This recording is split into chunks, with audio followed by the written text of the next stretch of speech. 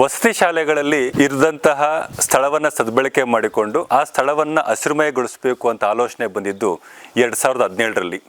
ಆಗಷ್ಟೇ ಮೊರಾರ್ಜಿ ದೇಸಾಯಿ ವಸತಿ ಶಾಲೆ ರೇಣಮಾಕ್ನಹಳ್ಳಿಯಲ್ಲಿ ಹೊಸದಾಗಿ ಬಿಲ್ಡಿಂಗ್ ಕಟ್ಟಡ ಆಗಿತ್ತು. ಶಾಲೆಗೆ ಭೇಟಿ ಕೊಟ್ಟಾಗ ಪ್ರಾಂಶುಪಾಲರು ಮಾತಾಡದೆ ಈ ತರ ಒಂದು ಯೋಜನೆ ಇದೆ ಸರ್, ಮಾಡಬಹುದಂತ. ಅವರು ಸರಿ ಖಂಡಿತ ಮಾಡಿ ಅನ್ನೋವಂಥ ಉತ್ಸಾಹ ತುಂಬಿದ್ರು. ಅದರ ಫಲವಾಗಿ ಹಂದು ನೆಟ್ಟಂತ ಬಹುಪಾಲು ಸಸ್ಯಗಳು ಇಂದು ಹೆಮ್ಮರವಾಗಿ ಬೆಳೆದು ಆ ಮರಗಳಡಿ ಮಕ್ಕಳು ಓದುವಂಥದ್ದು, ಆಟ ಆಡುವಂಥದ್ದು ನೋಡಿದಾಗ ತುಂಬ ಖುಷಿ ಆಗುತ್ತೆ ನಮಗೆ.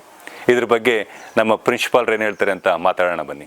ಈ ಮೊರಾರ್ಜಿ ದೇಸಾಯಿ ವಸತಿ ಶಾಲೆ ರೇಣಮಾಕ್ನಹಳ್ಳಿಯಲ್ಲಿ 2017ರಲ್ಲಿ ಈ ಒಂದು ಕಟ್ಟಡ ಪ್ರಾರಂಭ ಆಯಿತು. ಪ್ರಾರಂಭವಾದಂಥ ಸಂದರ್ಭದಲ್ಲಿ ಯಾವುದೇ ಒಂದು ಗಿಡ ಏನು ಕೂಡ ಇರಲಿಲ್ಲ ಸರ್. ನಾವು ಗಂಗಾಧರ ರೆಡ್ಡಿ ಸರ್ ಅವರನ್ನು ಭೇಟಿ ಮಾಡಿ ನಮ್ಮ ಎಲ್ಲ ಒಂದು ವಸತಿ ಶಾಲೆಯ ಒಂದು ಈ ಪ್ರದೇಶವೆಲ್ಲವನ್ನು ಕೂಡ ತೋರಿಸಿದ್ವಿ ಸರ್. ಅವರು ಮನಸ್ಸು ಮಾಡಿ ನಮಗೆ ಸಾಕಷ್ಟು ಗಿಡಗಳನ್ನು ತಕ್ಷಣ ಅವರು ಕೊಡುಗೆಯಾಗಿ ನೀಡಿದ್ರು ಸರ್. ಈಗ ಸುಮಾರು ನಮ್ಮ ಒಂದು ವಸತಿ ಶಾಲೆ 2000 ಗಿಡಗಳಿದಾವೆ. 2000 ಒಂದು ಗಿಡಗಳನ್ನು ಅದರಲ್ಲಿ ಹಣ್ಣು ಬಿಡ್ತಕ್ಕಂಥ ಒಂದು ಗಿಡಗಳಿದಾವೆ, ಔಷಧಿ ಗಿಡಗಳಿದಾವೆ, ಸಾಕಷ್ಟು ಗಿಡಮೂಲಿಕೆಗಳು ಕೂಡ ಇದಾವೆ. ನಾವು ಬಂದಂತ ಒಂದು ಸಂದರ್ಭದಲ್ಲಿ ವಿದ್ಯಾರ್ಥಿಗಳಿಗೆ ಒಂದೊಂದು ಗಿಡವನ್ನು ಕೊಟ್ಟು ಅವುಗಳನ್ನು ಪೋಷಣೆ ಮಾಡ್ತಕ್ಕಂಥ ಜವಾಬ್ದಾರಿಯನ್ನು ವಿದ್ಯಾರ್ಥಿಗಳಿಗೆ ಕೊಡಲಾಯಿತು. ಇದಕ್ಕೆಲ್ಲ ಪ್ರಮುಖ ಕಾರಣ ಏನಪ್ಪಾ ಅಂತ ಹೇಳಿದ್ರೆ ನಮ್ಮ ಉಸಿರಿಗಾಗಿ ಹಸಿರು ಒಂದು ಟ್ರಸ್ಟ್ನ ಒಂದು ಅಧ್ಯಕ್ಷರಾಗಿರ್ತಕ್ಕಂಥ ಗಂಗಾಧರ ರೆಡ್ಡಿ ಸರ್ ಅಂತಾನೆ ನಾವು ಹೇಳ್ಬೋದು. ಈಗ ನೀವು ಸಸಿ ನೆಟ್ಟಿದ್ರಲ್ಲ, ಸಸಿ ಕೊಟ್ರಲ್ಲ, ಆ ಸಂದರ್ಭದಲ್ಲಿ ಏನಾಯ್ತು, ನೀರು ತುಂಬಾ ಕಡಿಮೆ ಇತ್ತು ಸರ್. ಹೌದು.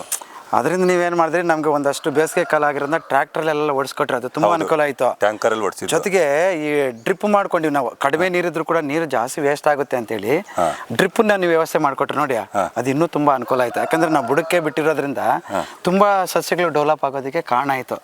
ಅದಕ್ಕೋಸ್ಕರ ಡ್ರಿಪ್ ಇರೋದ್ರಿಂದಲೇ ನಮ್ಗೆ ಈ ಸಸ್ಯಗಳು ಇಷ್ಟೆಲ್ಲ ದೊಡ್ಡ ಒಂದು ಒಂದಾಗಿ ಬೆಳೆದಿದೆ. ಇಲ್ಲಾಂದ್ರೆ ನೀರು ಸಮಸ್ಯೆ ತುಂಬಾ ಜಾಸ್ತಿ ಇತ್ತು. ನಾವು ಕುಡಿಯೋಕ್ಕೇನೆ ನೀರು ಇರ್ಲಿಲ್ಲ ಅವಾಗ, ಎಲ್ಲ ಕೊಂಡ್ಕೊಂತಾ ಇದ್ದಿದ್ದೆ.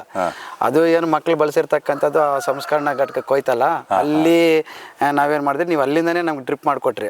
ಆ ಡ್ರಿಪ್ ಮಾಡ್ಕೊಟ್ಟಿರೋದ್ರಿಂದ ಹೇಳಿ ನೋಡಿ, ಈ ಎಲ್ಲಾ ದೊಡ್ಡ ಸಸ್ಯಗಳು ಚಿಕ್ಕ ಚಿಕ್ಕವೆಲ್ಲ ಇದ್ವಲ್ಲ, ಬೇಸಿಗೆ ಕಾಲದಲ್ಲಿ ತುಂಬಾ ಹಾಳಾಗ್ತಾ ಇತ್ತು. ಅದಕ್ಕೋಸ್ಕರ ನೀವು ಕೊಟ್ಟಿರೋದ್ರಿಂದ ಅವಾಗ ಡ್ರಿಪ್ ಎಲ್ಲಾ ಸಸ್ಯಗಳು ಬೆಳ್ಕೊಂಡ್ವಿ. ಜೊತೆಗೆ ನೀವು ತೆಂಗಿನ ಗಿಡಗಳು ಕೊಟ್ರಲ್ಲ, ಆ ತೆಂಗಿನ ಗಿಡಗಳು ಒಂದು ಗಿಡನೂ ಹೋಗ್ಲಿಲ್ಲ ನೋಡ್ರಿ. ಎಲ್ಲಾ ಗಿಡಗಳು ಡ್ರಿಪ್ ಇರೋದ್ರಿಂದ ಎಲ್ಲಾ ಗಿಡಗಳು ಬೆಳ್ಕೊಂಡು, ಕೆಲವೆಲ್ಲನೂ ಕೂಡ ಈ ಸಪೋರ್ಟ್ ಹಣ್ಣು ಬರ್ತಾ ಇದೆ ಆಗ್ಲೇ. ಸೊ ನಂತರ ಸೀಬೆಕಾಯಿ ಹಣ್ಣೆ ಬರ್ತಾ ಇದೆ, ನಿಂಬೆಕಾಯಿಗಳು ಬರ್ತಾ ಇದಾವೆ.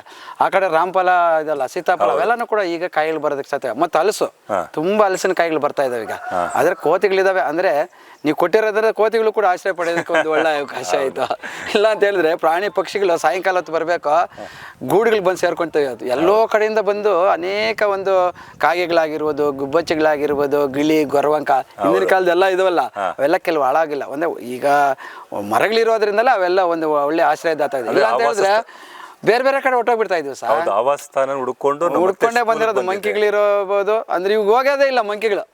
ಯಾಕಂತ ಒಳ್ಳೆ ಮರಗಳಿದಾವೆ, ಒಳ್ಳೆ ಇದು ಸಿಗ್ತಾ ಇದೆ, ಆಹಾರ ಸಿಗ್ತಾ ಇದೆ, ಎಲೆಗಳಿರ್ಬೋದು, ಅಥವಾ ಕೆಲವೆಲ್ಲ ಕಾಯಿಗಳು ಬಿಡ್ತಕ್ಕಂಥ ಆಗಿರುತ್ತೆ, ಕಾಯಿಗಳು ತಿಂದ್ಕೊಂಡು ಇಲ್ಲೇ ಬಿಡ್ತಾರೆ. ನಾವ್ ಎಷ್ಟು ಹೊಡೆದ್ರೆ ಹೋಗ್ತಾ ಇಲ್ಲ. ಅದು ಒಂದು ಒಳ್ಳೆ ಒಂದು ಅನುಕೂಲ ಆಯ್ತು. ಇಲ್ಲ ಅಂತ ಹೇಳಿದ್ರೆ ನಮಗೂ ಕೂಡ ತುಂಬಾ ಬಿಸಿಲು ಇರ್ತಾ ಇತ್ತು. ಈಗೇನೋ ಗಿಡಗಳಿರೋದ್ರಿಂದ ಮಕ್ಳು ಓದ್ಕೊಳ್ಳೋದಕ್ಕೆ ತುಂಬಾ ಅನುಕೂಲ. ಬೇಸಿಗೆ ಕಾಲ ಇದೆಯಲ್ಲ, ಮಕ್ಳು ಮರಗಳ ಕೆಳಗಡೆ ಅಲ್ಲಲ್ಲಿ ನಾವು ಕೂತ್ಕೊಳ್ಳೋದಕ್ಕೆಲ್ಲ ವ್ಯವಸ್ಥೆ ಮಾಡಿದೀವಿ. ತುಂಬಾ ಅನುಕೂಲ ಆಗಿದೆ. ಅಂದ್ರೆ ಇದಕ್ಕೆಲ್ಲ ಪ್ರಮುಖ ಕಾರಣ ಯಾರಪ್ಪ ಅಂದ್ರೆ ನಿಮ್ಮ ಟ್ರಸ್ಟ್ನ ಒಂದು ಎಲ್ಲಾ ಸದಸ್ಯರು ಇದಕ್ಕೆ ಪ್ರಮುಖ ಕಾರಣ. ನಾವು ಸಾಕಷ್ಟು ಸಲ ನೆನೆಸ್ಕೊಂತೀವಿ ಅವ್ರನ್ನ. ಯಾಕಂತ ಹೇಳಿದ್ರೆ ಈಗೆಲ್ಲ ಗಿಡಗಳು ಬೆಳೆಯೋದಕ್ಕೆ ಪ್ರಮುಖ ಕಾರಣ ಅಂದ್ರೆ ಅದ್ರ ಬಗ್ಗೆ ಕಾಳಜಿ ಇರ್ಬೇಕು ಸರ್. ಒಂದು ಕೊಟ್ಟಿದ್ದಲ್ಲ, ಕೊಟ್ಟಿರೋದನ್ನ ಎಲ್ಲರೂ ಕೂಡ ಅದನ್ನ ಕಾಪಾಡ್ಕೋಬೇಕಲ್ಲ. ಅದನ್ನ ನಾವೇನ್ ಮಾಡ್ತೀವಿ, ಮಕ್ಕಳಲ್ಲೂ ಇದೆ, ಮಕ್ಕಳಲ್ಲಿ ಇದೆ. ನಾನು ಕೂಡ ಏನಪ್ಪಾ ಅಂತ ಹೇಳಿದ್ರೆ ಗಿಡ ಕೊಟ್ಟಿದಾರಲ್ಲ, ಮುಂದಿನ ಫ್ಯೂಚರ್ಗೆ ನಮ್ಗೆ ತುಂಬಾ ಯೂಸ್ ಆಗುತ್ತೆ ಅಂತ ಹೇಳಿ ಒಂದು ಗಿಡವನ್ನು ಕೂಡ ಹೋಗೋದಕ್ಕೆ ಬಿಟ್ಟಿಲ್ಲ.